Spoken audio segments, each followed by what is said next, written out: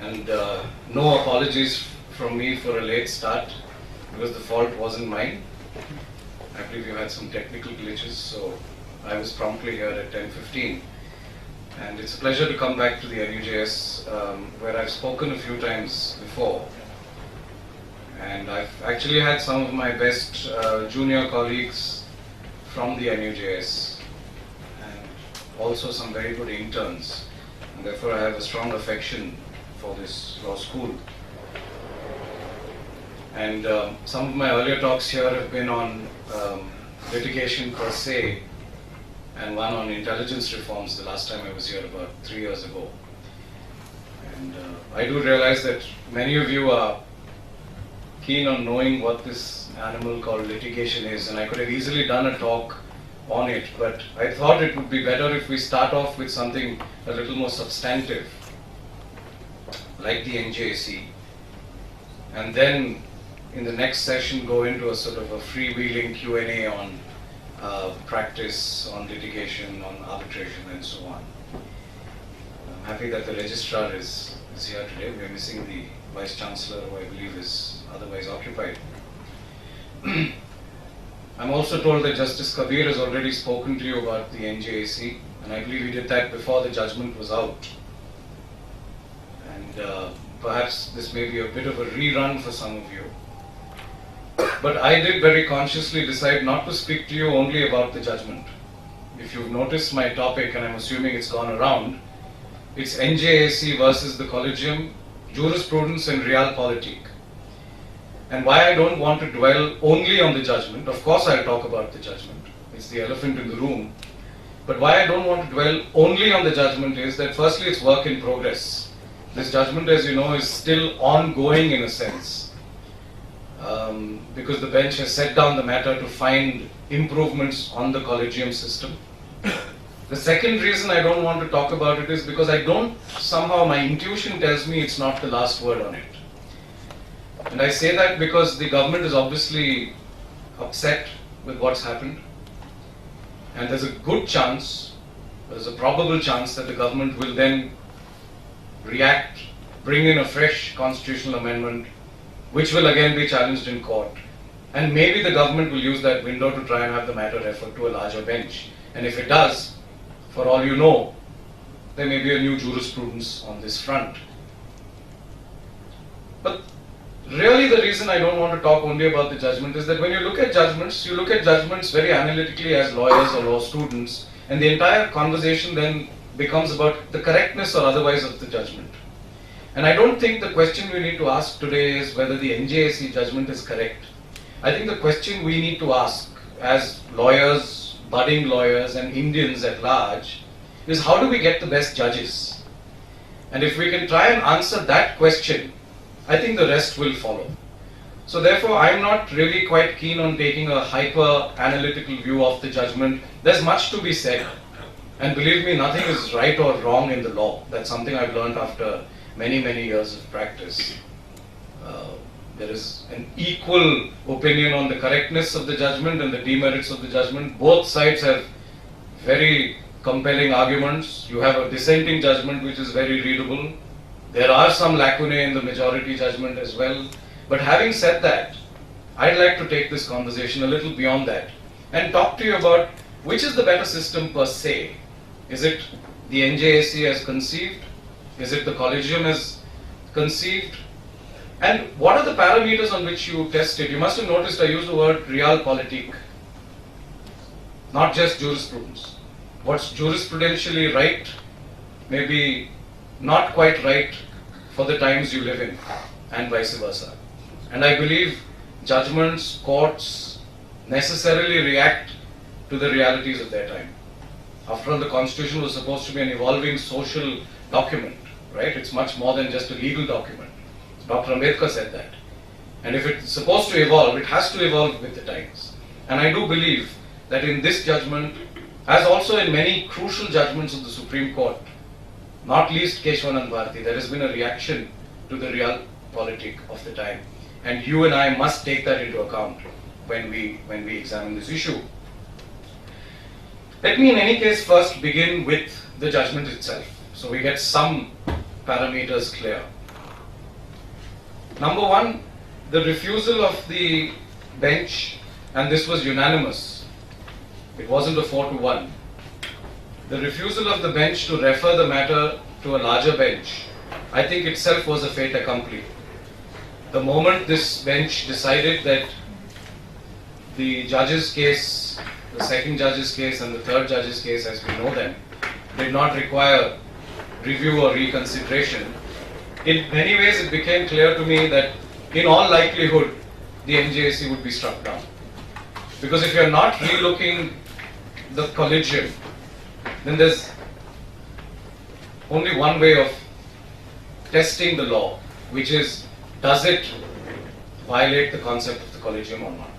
Right? So that's something that's clearly in the back of the mind. If the collegium is not being looked at, it's a fait accompli, it's there, and if the NJAC is not compatible with the concept of the collegium, it's likely to fail. And this was a unanimous judgment. But if you then look at the majority judgment on its merits, you find a few interesting things. Obviously, the independence of the judiciary is part of the basic structure. I think there's no debate on that. Article 50 of the Indian Constitution, it's an often missed article,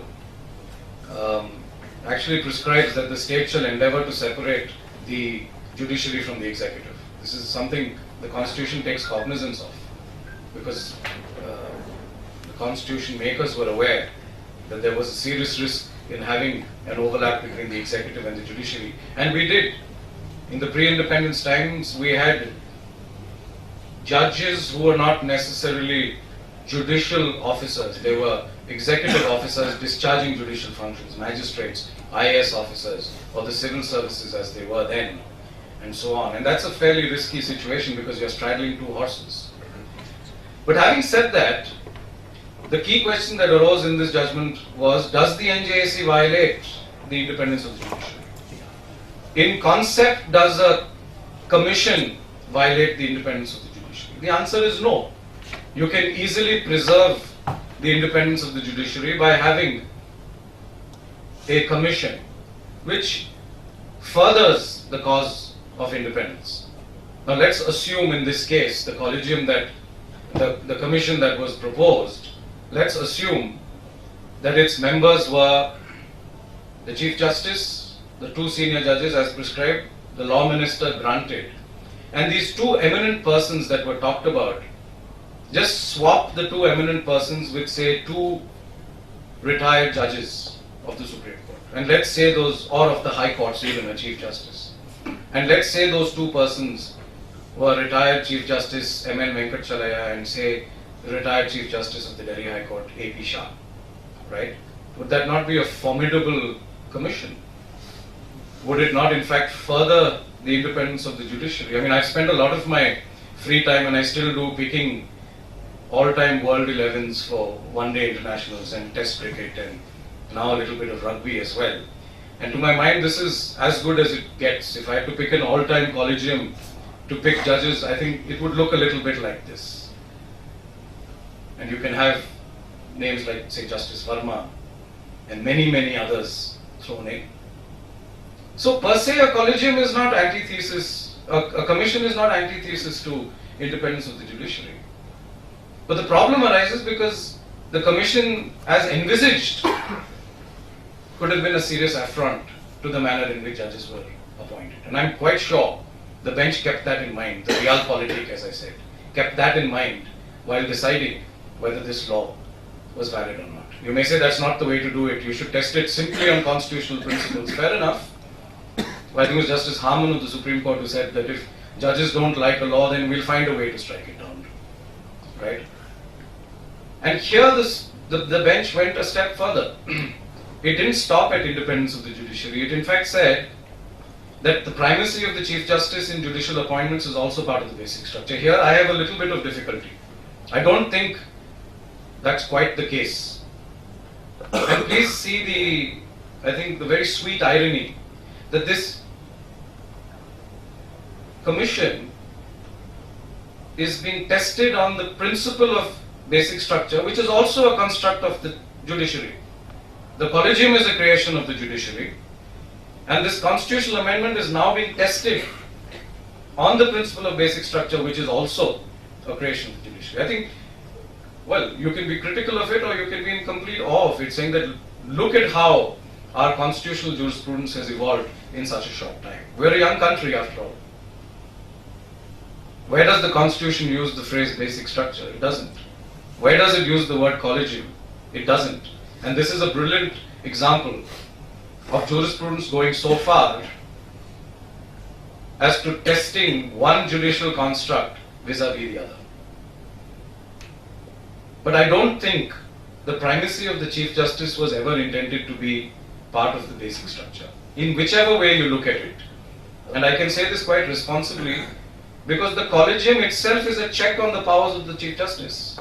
I don't know if you've considered it in that fashion. Why do you have a Collegium of 1 plus 4? Why do you not just say the Chief Justice? You don't, because somewhere there was an anxiety that a Chief Justice acting alone may be autocratic. That's exactly what happened with the Election Commission. T.N. Seshan, his wings were clipped. Suddenly the Chief Election Commissioner was just a first among equals. The two election commissioners were deemed to have the same power. Why was that? Realpolitik. He became too big for his boots, according to some. Others will say he's a hero. But people have a sense of disquiet with absolute power, right? And this was a reaction. What was the third judge's case all about? Do you know the background to it? It was a reference to the Supreme Court for an opinion by the government, well, ostensibly by the president, but by the government for all practical purposes. And what brought it on? There was a great deal of friction. There was a great deal of friction between the then Chief Justice, who wanted some names of individuals to be appointed as judges, and the government was not happy with it, and they felt that here this judicial supremacy in appointments is going too far. We need to find a way to curb it. And what better way to do it than through the Supreme Court itself? And please see how interestingly it moved. There was a reference, the bench went into the reference, the bench decided the reference saying the Collegium means not the Chief Justice himself, but means the Chief Justice plus 4 judges, senior most judges of the Supreme Court, acting in tandem when it comes to Supreme Court appointments, 2 if it's the High Courts, plus any other judge from that particular High Court. And very, very pointedly, if you read the operative part of the opinion, the bench in the third judge's case has said that the government is only bound by the recommendation of the Collegium and is not bound by the recommendation of the Chief Justice. And who said this? The government didn't say it, the Supreme Court said it. Realpolitik, a reaction to a prevailing socio-political reality of the time. And it actually curbs the Chief Justice's power, doesn't it? Everyone has gone to town saying that Article 124 has been completely diluted in favor of the judiciary. It was only a consultation that the President had to make with the Chief Justice. Consultation has become concurrence.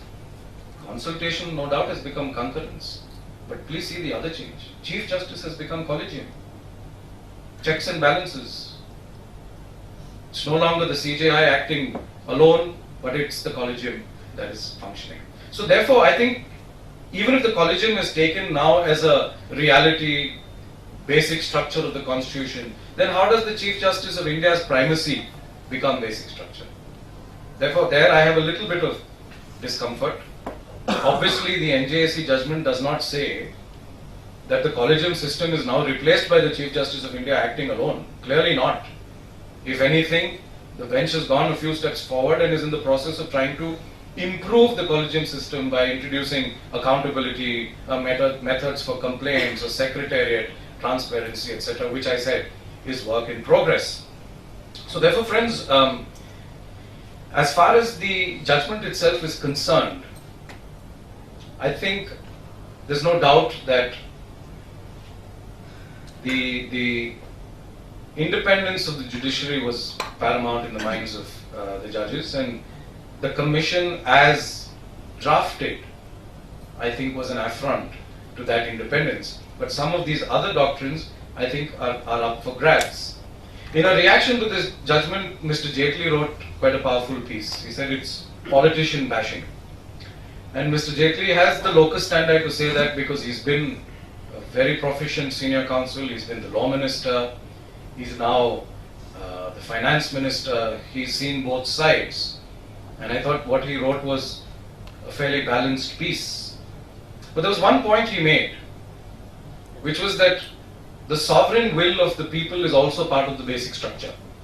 And in saying that, what he tried to imply was that if both houses of parliament have passed this constitutional amendment, not just a statutory amendment, been ratified by all states, it's a classic case of cooperative federalism.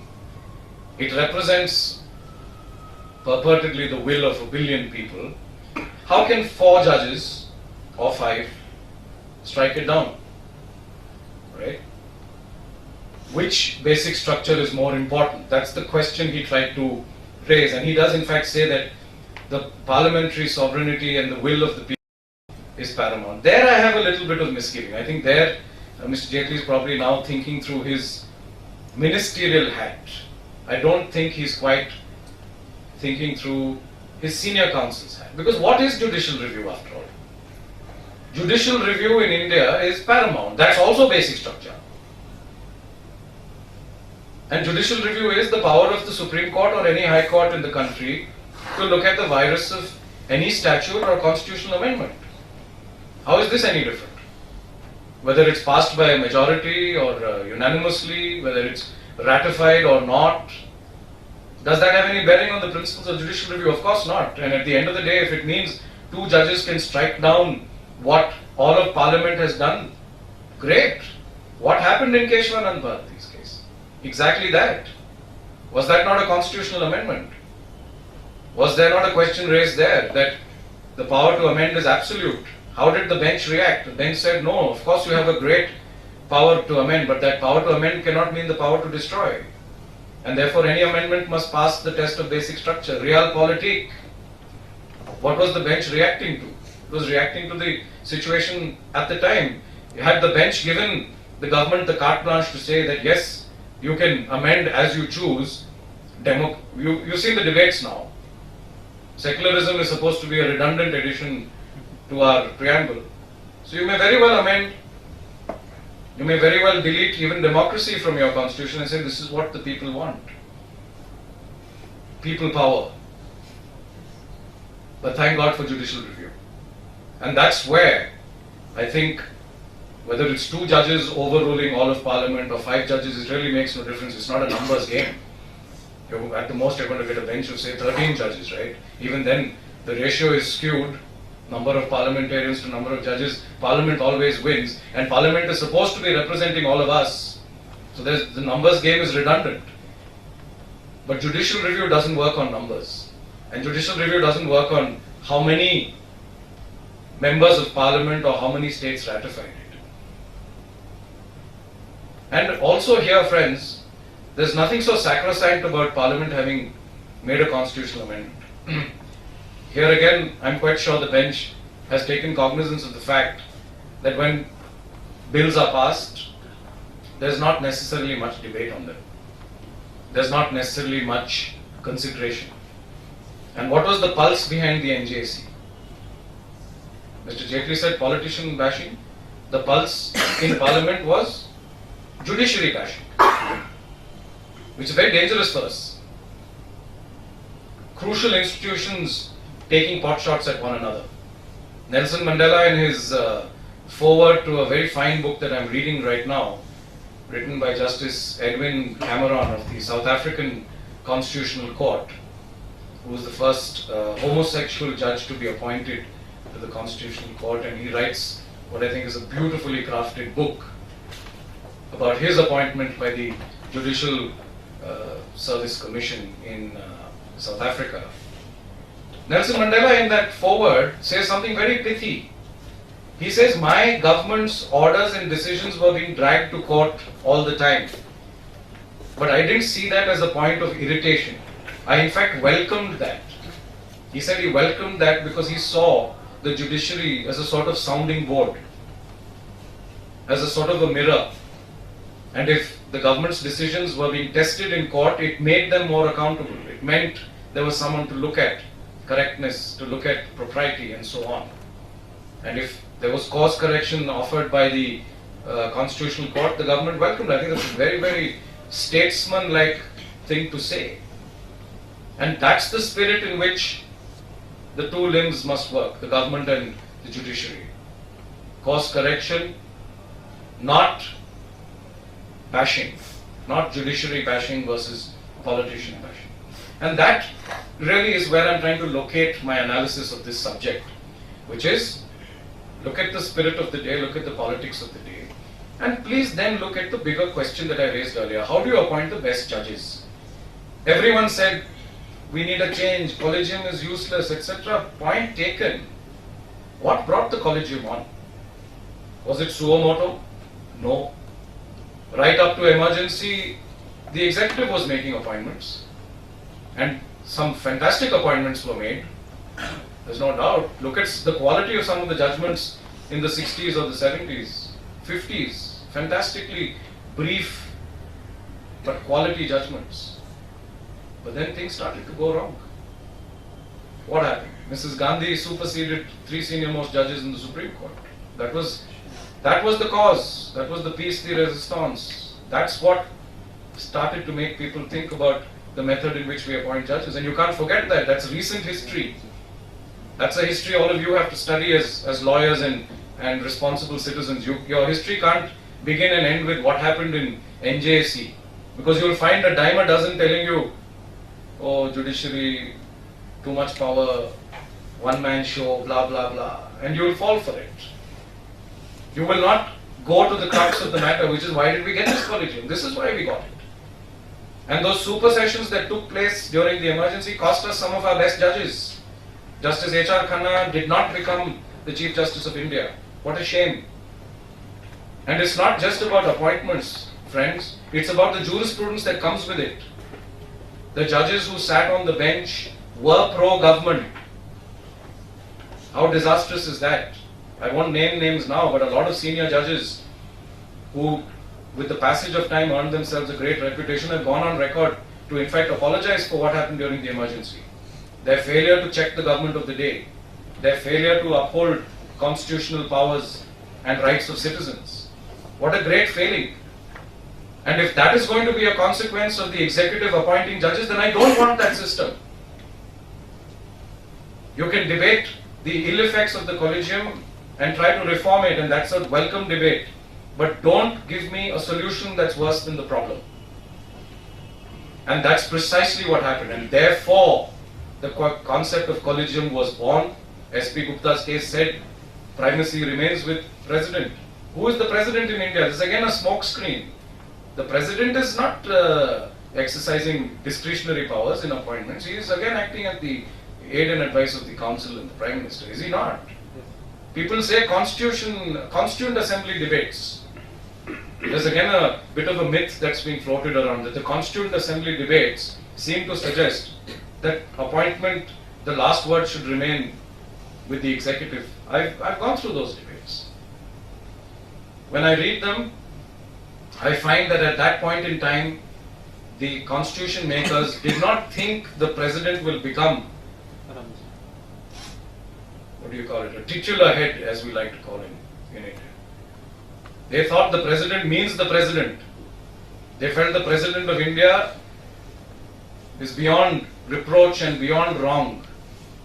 And when they said president, in some ways I think they literally meant the president. That's the spirit of the debates. There's no last word on it, because that debate is ongoing. Are we a parliamentary democracy? Are we presidential? Are we a mix? We've reached a stage now where clearly we're not presidential by any stretch. But that's now. What were Constituent Assembly debaters thinking? They were quite open on it. So now the president is being used as a front to say, presidential appointment. No. The president is not the political executive. The president is the executive. But he's not the political executive. He's not the government. And now replace the word president with the government of India shall appoint. I'm very uneasy with that. That's the Realpolitik. Jurisprudentially, you can write a thesis on it, on what's wrong with this judgment. But I think what's wrong with the thesis is that you're not probably looking at what's going on. And what's going on? It's a question in larger public interest. You don't get independent judges on the bench, this country will collapse. Eminent persons. I have a bottle of water. This commission, thanks sir. This commission contemplates, as you know, 6 members. Of course, now it's struck down, but let's look at it. Since I said I'm not going to say the judgment is the last word, let's look at the two bodies. This commission, three judicial members, Chief Justice plus 2 senior most, and 3 on the other side, one of whom is Law Minister ex officio, and 2 eminent persons. I feel this commission could have actually been saved by the Supreme Court constitutionally had this concept of eminent persons been better defined. And I told you, had you said juris and the appointment of those juris took place by a better collaborative process, probably this commission could have been saved, because I don't think that would have affected the independence of the judiciary. Many countries do have commissions or councils or committees that appoint judges. We're probably in fact the only country where judges exclusively appoint judges, and I'm not very uncomfortable with that. But see the difficulty here. Firstly, you haven't defined who's eminent. Okay, so who's eminent? Salman Khan is eminent. Especially now, after an acquittal. He's an honorable man. Baba Ramdev is eminent. Right? And you've also said there that of the 2 eminent persons, one of them must belong either to the scheduled caste or the scheduled tribe or the OBC or the minority communities, or should be a woman. So then Shobha Dey is eminent. But my question to you here is twofold. Firstly, what do these members of civil society know about judicial appointments? Am I respectful? Understanding nothing. Alright? And I know this will stir up a debate. Justice Chalmeshwar in fact said we welcome civil society. But the greater difficulty is the manner in which you are choosing these eminent persons. You are now saying the eminent persons are going to be chosen by a collegium. That collegium will consist of the Chief Justice, the Prime Minister and the Leader of the Opposition. There you don't say who has the last word. So the Chief Justice could easily be a minority. As you saw in the CVC case, even there you have a collegium of Prime Minister, Home Minister and Leader of the Opposition. The Leader of the Opposition, Mrs. Sushma Swaraj at that point, as you saw, was sidelined. People said, but at that level, won't they act responsibly? Supreme Court's answer is there in the CVC case. Have they not smacked the Prime Minister of the day and the Home Minister? Very eminent people, but maybe acting under some pressure, I don't know. But the point is the Supreme Court has said they got it wrong. And they got it wrong not only in terms of the decision, they got it wrong in the procedure. They didn't even care to minute the objection raised by the Leader of the Opposition. That's how low you demoted her. And now you're saying you have a collegium? So, are you not then insinuating somewhere that these 2 eminent persons are also going to be political choices? Politicians may choose anyone. They may choose judges, they may choose politicians themselves as eminent, but they always think they're eminent in any case. So where's the check and balance there? And then you then have 2 equal power centers, Chief Justice and 2 judges, Law Minister and 2 eminent persons. Let's assume these 2 eminent persons who've been appointed are also politicians. Deadlocked. And Law Minister doesn't act as Law Minister. The jurisprudence there was Law Minister is representative of the government. I don't think the Law Minister is going to say or do anything beyond what, say, the PMO says or what the Council says. So for all practical purposes, what you've created by this commission that the government had in mind was equal power centers. Executive, judiciary. How is that taking care of the independence of the judiciary, I ask you? People said, oh, it's a negative veto. Nobody can veto in a person, but you can always veto out a person. What difference does it make? Supposing the Chief Justice and two senior most judges say, we do want ABC as judges. And friends, those ABC can tomorrow be you. I want you to look at it in that way. Please link this to the next session where we're going to talk about litigation. This is not an academic debate for you. You are the judges in waiting. If, of course, you condescend to come to court. But you are the judges in waiting. And supposing you put in your hard yards, you put in your 25 years of practice, you're a first generation lawyer, you don't have godfathers. After 25 years, the Collegium takes note of you and says, I want you on the bench. And what if you run into the other half of the commission, which is the political group, saying, no, but we don't know who he is, we don't know who she is. We have a recommendation here, so-and-so's father used to be the governor, so-and-so used to be speaker's son, and so on, and this happens. I have experienced it personally. Are you then telling me this is a healthy alternative? Are you telling me this is independence of the judiciary? A stalemate is as bad. Fine, you can't push your people through, but if you can prevent the judicial group from making appointments, you're affecting not only the independence, you're affecting the very appointment process. We've already reached a stage where we have exorbitant vacancies in the high courts. 40 to 50% vacancies, that's shocking. Do you know how that affects justice delivery? Judges are doing the work that 2 or 3 judges have to do. Come to the Karnataka High Court and you will see. Go to the Supreme Court. You would have seen for yourself. We have some of the busiest and most overworked courts anywhere in the world. We are crying out for judicial appointments and good appointments. And then you give me this. And you say, oh, we are replacing the system. We found a new solution. Give it a chance to work. And what is this reservation thing now, I want to ask you? I have no difficulties with reservation as a concept. It's a social doctrine. It's inbuilt in the Constitution when it comes to public offices, education, and I believe with cause. But for whatever reason, the same Constitution does not provide for reservation when it comes to the higher judiciary. Am I right? If that is the case, what is the purpose behind having somebody on this panel of eminent persons who is ostensibly representing the cause of a certain group or a community? What are you trying to say by doing that? You want to introduce reservations in the Supreme Court? By all means, introduce it by a constitutional amendment. Fine. But if you have not done that, what is the idea behind then saying that one of the 2 members must be a minority or a scheduled, an OBC or an ST or a woman? Is it just fair weather politics? Or are you saying that this representative then must espouse the cause of that segment that he represents? If you're saying that, then by a backdoor method you're introducing reservation in the higher judiciary. Number 1.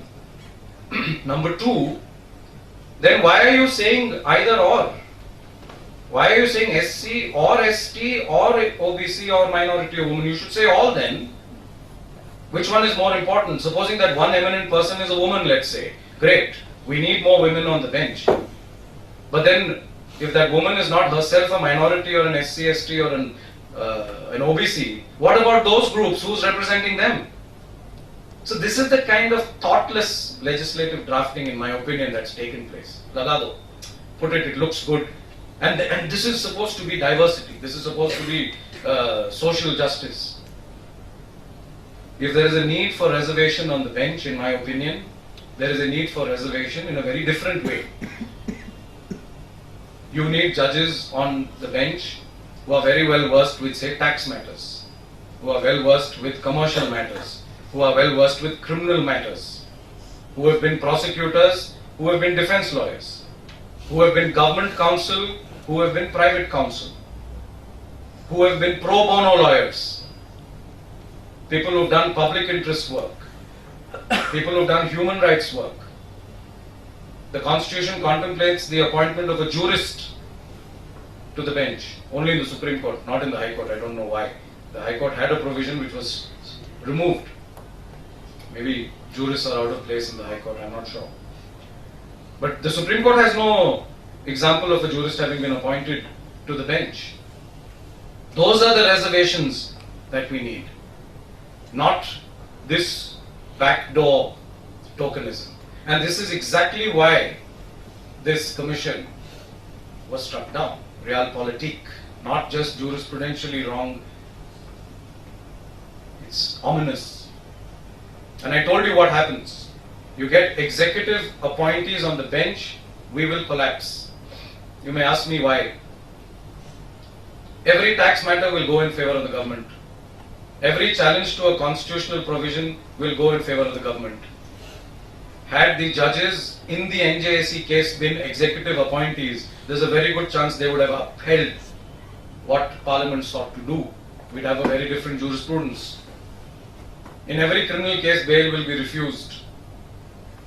In every public interest litigation, or a human rights case, or a torture case, or a right to information case, the government will win.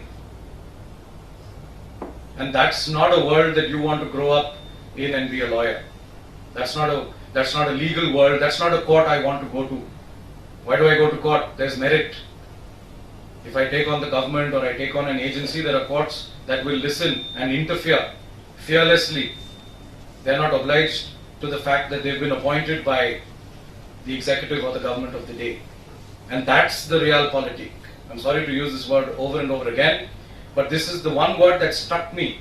Justice Kurian in his judgment used the words glasnost and perestroika very pointedly. And I thought the third word which remained unsaid was this, the reality. And that's a reality that's critical. If you're talking about a liberal democracy, I think you must have already noticed our liberal spaces are shrinking. And we're cutting a sorry figure in some ways. And there's a great churning that's going on about, are we still secular enough? Are we still liberal enough? Do we have spaces for fringe groups? And the only savior of those rights ultimately will be the judiciary. And if you compromise that institution, I can't go as far as saying that was the hidden intent of the government. I have no basis to say that. Besides, in this atmosphere, I may be up for sedition also. So I'll reserve my comment on that. But I'm saying even if willy-nilly that is the result of an exercise like this, of an executive commission, you're going to compromise the way judges work and think. And if you do that, you can begin to count your downslide from there. So friends, I'm therefore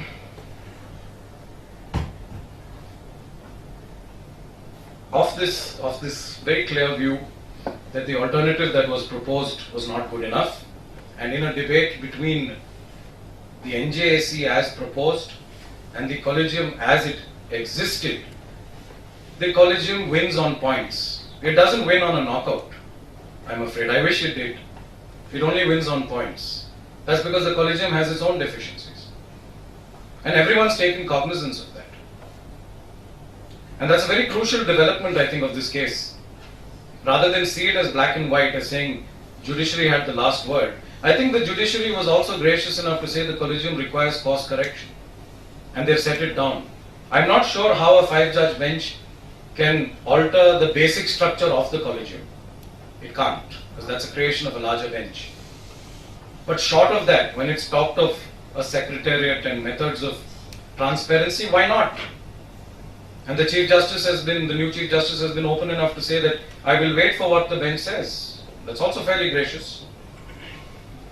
I don't think there's any one-upmanship there. The bench has said, fine, I may be heading the Collegium, but that's a sort of it's an administrative function, it's not a judicial function. And I'm happy to wait and see what my brothers on the bench will decide. And that is going to give rise to a new hybrid, which I think is the real silver lining here. That you will actually arrive at a new paradigm of judicial appointments. It won't be a commission. The Collegium is not going to be a commission. It's not going to comprise civil society, etc., as it stands. It's going to be judges, as I see it. But having said that, a lot of the serious allegations against the working of the Collegium are now in the public domain, and the bench has taken cognizance of them and is suggesting course correction, which I think is the real windfall here. Because it's not going, people are saying judicial arrogance. Yes, had you simply said strike down the commission and revert to the system in existence, Fine, that's a bit brash, but you're actually saying now let's put the house in order. Let's improve this collegium.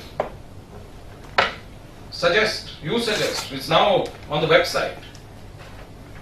You're free to make, and there are all sorts of suggestions coming in, good, bad, and some really ridiculous ones. But the point is, this is transparency. You're saying we're open to change. And what this is going to do, according to me, is a very crucial development in our constitutional history, which is that you're going to have, no doubt, a collegium appointing judges, but you're going to have a collegium now, which is version 2.1. New and improved. Almost sounds like an iPhone ad, but you get what I'm saying. And that's going to be extremely important. And that's really the solution, friends. The solution is not in structures. The solution is in people. You call it a commission or a collegium, it makes no difference net. If the kind of people who administer it are spirited, public-spirited, responsible patriots, it'll work. And that paradigm change, I think, is beginning to happen. There have been fabulous judicial appointments, as I said, prior to Keshwanand Bharti, prior to Skora, prior to judges' cases. There have been some disasters, as I mentioned. And that's equally true of the collegium. Collegium, why did you say collegium? You said you wanted a system where the senior judges collaborate, they confer, it's democratic, they go out there and gather intelligence and information. If that happens, it's great. I've known of senior judges who've come to the High Court, right, incognito, mixed around in the corridors, asked lawyers about their opinion about some of their colleagues, spoken to senior members of the bar, spoken to various segments of society, got a shortlist, gone back to Delhi and worked on it. And that's resulted in some of the most brilliant appointments. And then there are cases where it's failed. We know it. I mentioned Justice A.P. Shah on my dream team. But was he not a casualty of the collegium itself? Didn't he miss the appointment? Right? Justice Bhattacharya. Didn't Justice UL Bhatt, he's written a book, I don't know how many of you have read it, scathing of the manner in which appointments are made. He went from Karnataka, he became the Chief Justice in Gujarat, I think. Or was it Chhattisgarh? No, it should have been Gujarat. Kerala, Gujarat. He missed his elevation. And therefore there are bloopers. Justice A.P. Shah is called as the greatest judge who never made it to the Supreme Court. It's sad. But those errors are going to happen. And I don't know how you can condone for them. But the point is, are you getting it right by and large?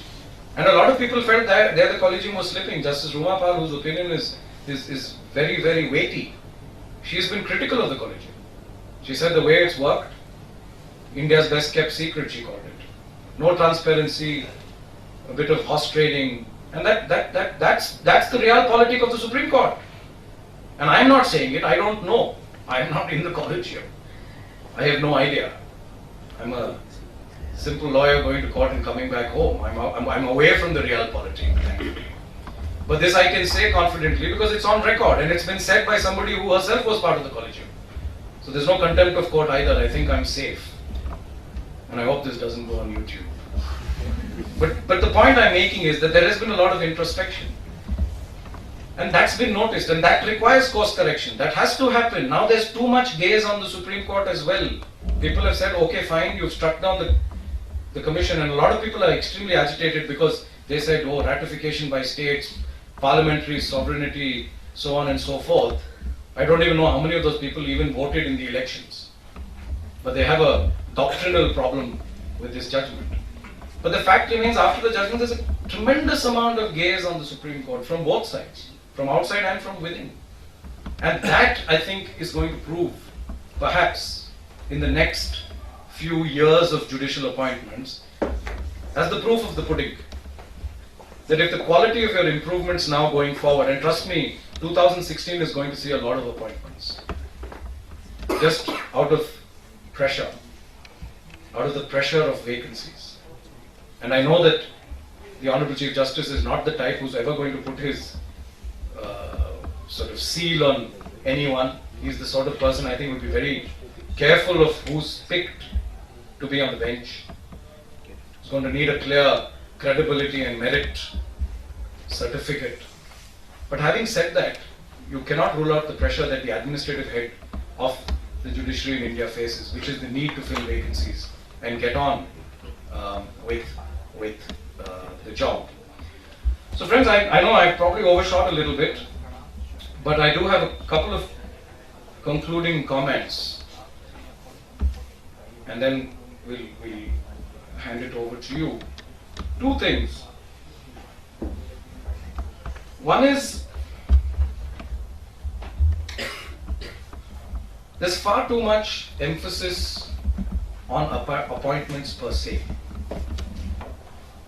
And that's understandable. Because once a judge is appointed to a constitutional court in India, it's almost a warranty card that you're going to stay till you retire. Right? And I don't think that's the best case scenario.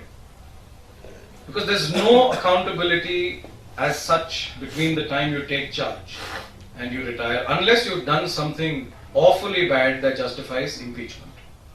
Not every misconduct or aberration of a judge merits impeachment. But in any service, judicial service, administrative service, any form of service, even in private employment, there are grades of misdemeanors.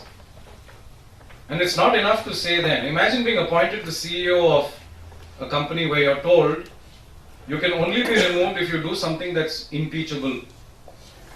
And otherwise, it's a carte blanche, do what you want. So every aberration short of that remains unchecked. That's the problem. That's the question we're not asking. And therefore, there is a great premium on appointments. Everyone who talks about judicial functioning somehow focuses only on judicial appointments. And that's because once you make it, then there's very little way to double check. And very good people who have been appointed may also change. I mean, have our moral standards not changed? My moral standards since college have changed considerably. I hope for the better though. It was quite disastrous in law school. But we've changed, right?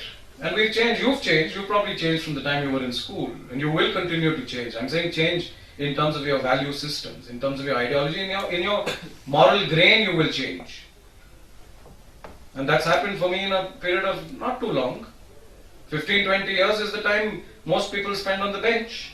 If you're appointed at 45, let's say, as a High Court judge you'll retire at 62, that's 17 years. As a Supreme Court judge you'll retire at 65, that's 20 years. And that's good time for you to become a completely new human being, is it not?